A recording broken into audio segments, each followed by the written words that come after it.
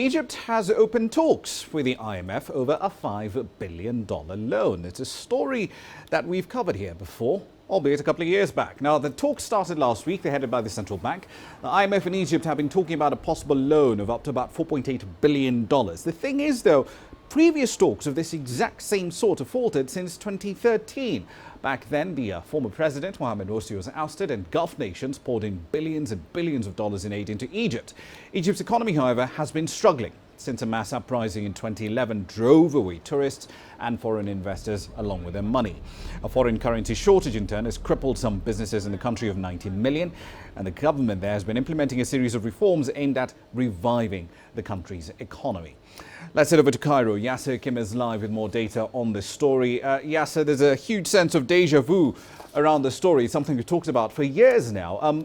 Previous talks, however, did fall completely. Given that history, why is the government going back to the IMF now? What has changed? Now, we have to make sure that, first of all, Egypt needs that loan from the IMF, even when it was rejected a few years back by the Egyptians themselves. It was rejected during the Mursi presidency, it was rejected during the interim military council presidency, and even the last year in Mubarak presidency. So for three different leaderships, it has been rejected by Egypt, not because of the loan itself, but because of the conditions that the IMF has put on any government in order to accept giving Egypt the money. Austerity measures that has always been unpopular with Egyptians and have always caused widespread anger in the streets and maybe even demonstrations in the streets as a reaction. That's what happened when Morsi tried to adopt the IMF regulations. Now, the outreach has changed this time. The current president, Abdel Fattah al-Sisi, he did not sit and talk with the IMF. What he did is that he started taking the austerity measures himself and saying this has nothing to do with IMF. It's no pressure from the IMF, the unpopular IMF in Egypt. There's no dictation from IMF to the Egyptian government. This is solely an Egyptian economic reform program tailored for Egyptians and according to the Egyptian deadline and timetable. And then the reaction from the IMF now is that Egypt is going according to plan with positive economic reforms, and now IMF is willing to sit and give Egypt the money. So the approach is different. The result is one.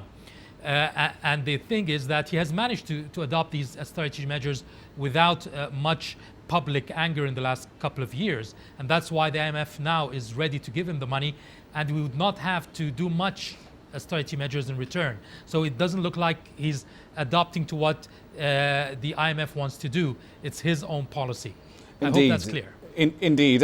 One of the centerpieces of those reforms, however, is a value-added tax bill. It's spent a long time in gestation. It's in the final stages now. Are legislators likely to support it and approve it into law? And if not, why? It will be a sticky issue. Maybe this is one of the last issues that the IMF has always called for Egypt to adopt, which is the VAT.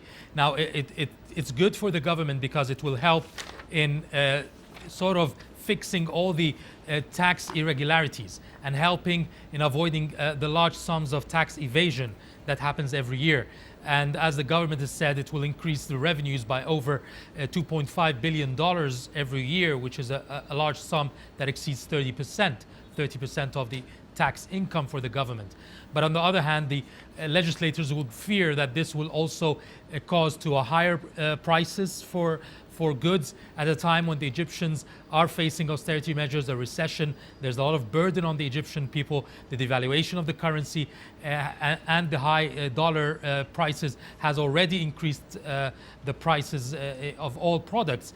So there is fear that legislators would not want to anger their voters by adopting this. But at the same time, the government, for the first time, to ease these fears, has put a large list of goods and services that are exempted from the law, hoping that this will help. Such services such as health and education, products such as food products in particular, and as well as tea and sugar and all, as part of the food and drinks, major daily consumption for the Egyptians. So it will be a strong argument in the legislature. They have before denied the government's civil servant civil service law, so they might even deny this one.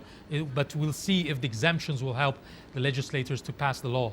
Indeed, we'll leave it there for the time being. Yasser Hakim live in Cairo. He'll keep us updated, of course, on the latest developments in Egypt's economic reform program.